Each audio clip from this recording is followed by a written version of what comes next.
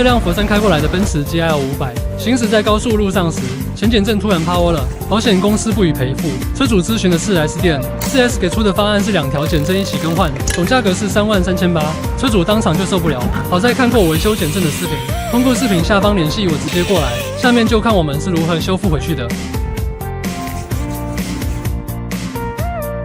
只需要把这些易损件全部换新，师傅把新的皮囊利用专用设备与端头扣压回去。视频创作不易，都看到这里了，能不能点个赞鼓励鼓励？接着师傅会按照原厂的标准将减震组装在一起，只需要一盏茶时间就能搞定。如果是你会选择维修回去还是换新呢？评论区讨论一下。